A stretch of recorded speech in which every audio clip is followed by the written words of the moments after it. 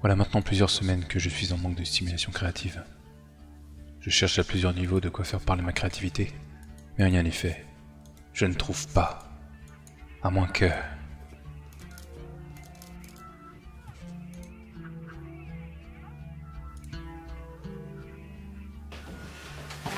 Que fais-tu, vieux fou? Tu le sais très bien. Je ne peux pas te laisser faire ça. Je dois y retourner.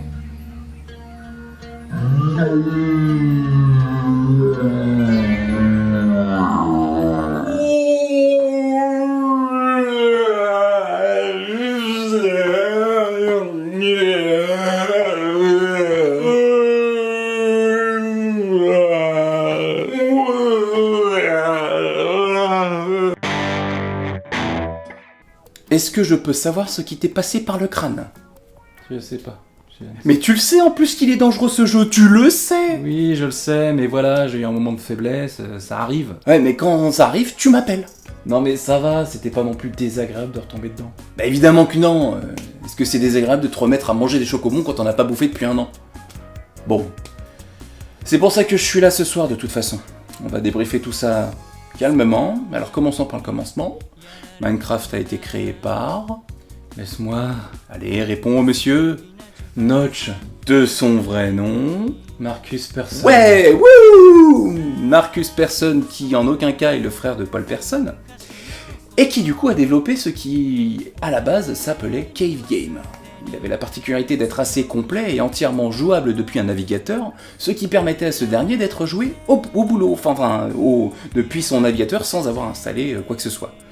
Ouais, mais fallait quand même avoir un interpréteur Java sur son navigateur. Oui, enfin, à moins d'utiliser Netscape Navigator, je vois pas le souci.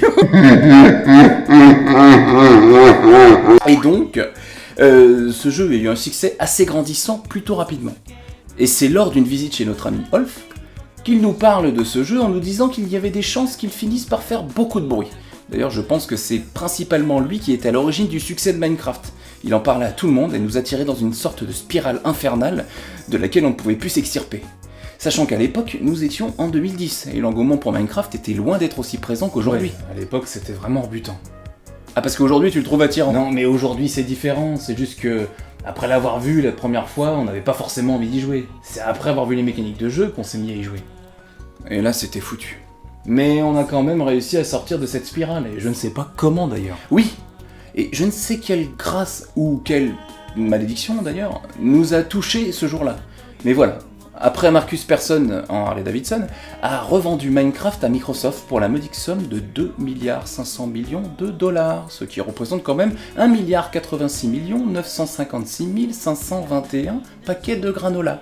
Et là, alors bon, forcément, c'est plus le même délire, hein, c'est Oui, plus la même d'ailleurs, ça a boîte. permis à Notch de s'acheter une des plus chères villas de Beverly Hills. 70 millions de dollars quand même.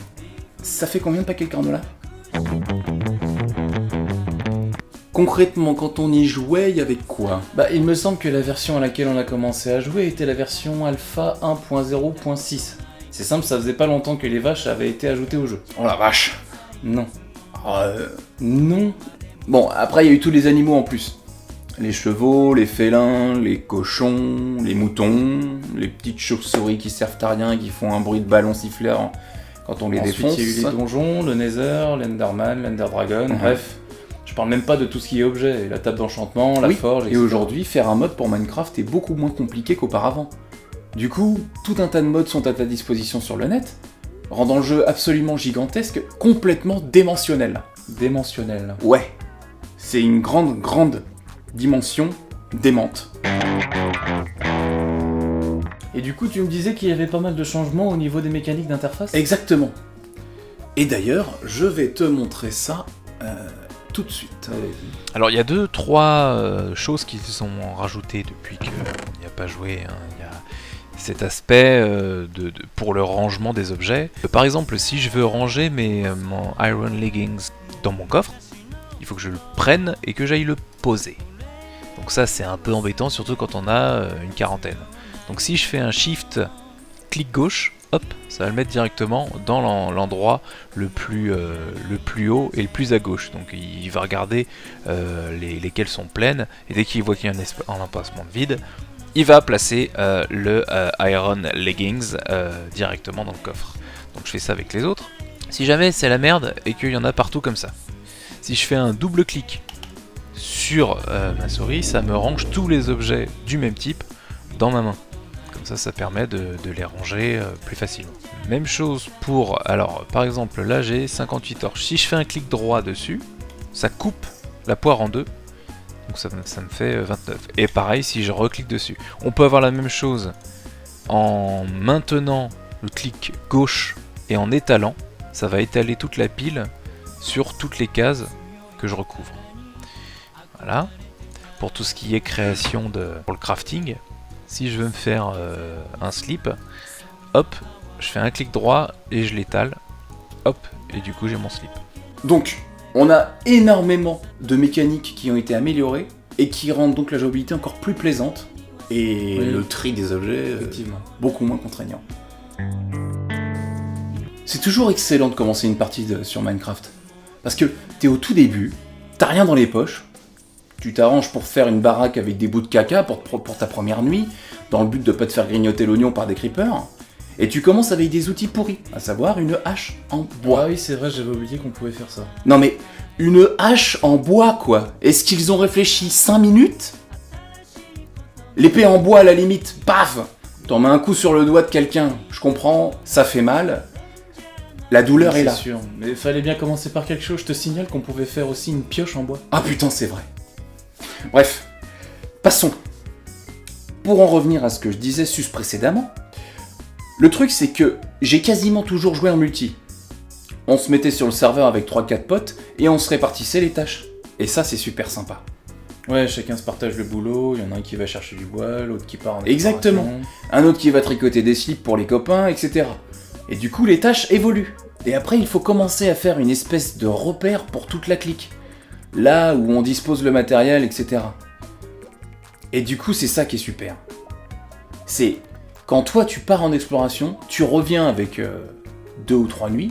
2-3 nuits dans le jeu. Oui, 2 ou 3 nuits dans le jeu, oui. Donc toi tu reviens et tu vois ce qui a évolué. Que les copains, ils ont pas forcément fait juste une petite maisonnette, mais un hôtel. Après un enclos pour y abriter les animaux, une serre, un potager, et ça évolue sans cesse.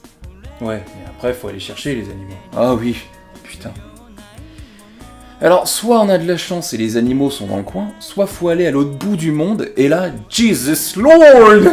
C'est juste horrible. En plus, les animaux sont cons! Mais cons! Comme des tables. Et le pire, c'est que tu dois te retenir de pas les buter parce que t'en as besoin pour qu'ils se reproduisent, entre frères et sœurs. Avec leur mère, leur oncle, papy, arrière-papy, mamie, y a plus de loi. C'est comme l'élevage dans la vraie vie. Et tout ça pour avoir tout le temps de la bouffe. Ah oui, c'est vrai qu'il y a la gestion de la faim. Plus tu vas courir, plus tu vas te faire d'action, et plus tu vas avoir Et faim. quand t'as trop faim, bah tu peux mourir de faim. Donc c'est important d'avoir toujours un steak dans les poches. Ce que tu peux pas trop faire au boulot. Les gens te regardent bizarrement quand tu sors un steak de ta poche. Oui. Ah, une partie que j'adore, faire ma baraque. Parce que, à force d'explorer à tout va, on ramène beaucoup de matières premières. Et ces matières premières, après, elles servent à bâtir sa propre baraque. Ou autre Oui, chose. ce qui change du mode créatif où tout est disponible instantanément en illimité. Tout à fait, L'intérêt Jamy. du jeu est différent. Et du coup, moi je suis parti sur une maison avec une base bois et pierre pour garder la chaleur, mais quand même être assez robuste en cas d'attaque de creeper. J'ai d'abord opté pour du parquet flottant, puis je me suis dit que sur du vrai parquet, c'était quand même plus robuste. Et ensuite, des murs en pierre pour la robustesse, et le tour est joué. C'est une maison que j'ai choisie, qui me convient, et qui est à mon goût. Pour seulement 200 € net vendeur, c'est une occasion rarissime. Après, rien ne t'empêche de faire évoluer par la suite. Exactement. Moi, à la fin, je me suis rajouté un petit coin de pêche avec de quoi récupérer ma poiscaille et me faire tout ça au four, à la baraque, le mardi soir. Bon, là, on va aborder le plus gros point noir de ce jeu, Qui est... le temps passé dessus. Oui, bon après, t'es pas obligé, tu peux te Non, mais stopper. c'est pas possible. Du coup, on essaie de trouver des moyens d'être plus rentable, pour être plus efficace, rapidement. j'ai un très joli exemple qui me permet d'imager ce qu'est le multithreading dans les processeurs. Tout le monde dit j'ai un octocore, j'ai un hexacore, etc. Mais Oui. ouais, regarde, tu prends un four, tu te dis que c'est un processeur. Si, Ouais. par exemple, tu mets 64 éléments dedans, sachant que c'est la taille maximale, ça va te mettre un certain temps à cuire. Ouais, en effet. Eh bien, tu fais la même chose, mais avec plus de fours, en te disant que chacun des fours est un des corps des processeurs multicorps. Du coup, tu peux répartir les tâches sur plusieurs corps et avoir un résultat beaucoup plus rapide. En effet, c'est super. Voilà, bah ça, on est d'accord, on n'en a rien à foutre. Oui. Et bah c'est ça le problème de Minecraft. C'est tout un tas de trucs comme ça, qui se déroulent les uns après les autres, et ça ne finit jamais. Alors, il y a une vache qui est en train de se balader dans la ville. Ah, elle a l'air de vouloir rentrer dans l'enclos. Je vais essayer de la pousser. Si elle ne veut pas y aller, je serai obligé d'appliquer la règle. Il y a un petit flash. The Allez. rule. Allez. The first rule. Allez. Allez. Tiens, je te mets des petits coups. Je te mets des petits... Dans ton petit boule. Ferme. Allez. Allez. Fais pas. Ne fais pas la folle. Ne fais pas la folle. Ne. Mais. Putain. Je vais être obligé de la tuer. Ah non, mais là, faut sévir. Ah, madame monte sur le coffre. Très bien. Très très bien. Hop, je les one shot. Non, non, non, non, non, non. Rébellion de vache. Rébellion de vache. Oh putain, Mais mais attaque pas. elle s'est remise sur le coffre celle-là. Non mais c'est là c'est la coalition. Tiens. C'est bon. Un cube, un péricube, j'y étais. J'entends plus de l'eau. Ah. Ça m'étonnerait que ce soit la pluie. Jesus Lord. Putain, pourquoi il y a de la terre là? C'est normal ça, de la terre? De la terre sous terre. Ah. J'entends ploup ploup, j'entends des bulles. Ah, heureusement que j'avais quelques sticks sur moi. Moi j'ai pris un arbre. Moi là ça blub blub. Blub blub. Ah ouais. Moi je suis à la limite de me brûler les couilles. Merde, je viens d'où? Je bouche. Parce qu'on n'est jamais trop prudent avec l'alcool. Ouais, la mort. C'est la mort. Oula, qu'est-ce qui se passe? Derrière toi, derrière toi. Ah, Cassos. maman. Mais là c'est bon quoi. Attends, je me fais un petit steak. Parce que ça me stresse là, la lave comme ça. J'en ai énormément en tête des moments comme ça. Et je pense que c'est essentiellement pour ça que les creepers sont là. Ils apparaissent derrière toi, explosent, te font perdre tout ton matos, ou tout simplement détruisent ta baraque, dans le seul but de te faire péter un câble, et que tu t'arrêtes de jouer. C'est probable. D'ailleurs, tu sais pourquoi ils appellent ça les creepers? Alors oui, mais je suppose que c'est pas ce que t'as en tête. Dis toujours. Bah quelque chose de creepy, c'est quelque chose de flippant. Et non. En fait, le premier mec qui est tombé sur un creeper, il a creeper et il est parti en courant. Oh putain.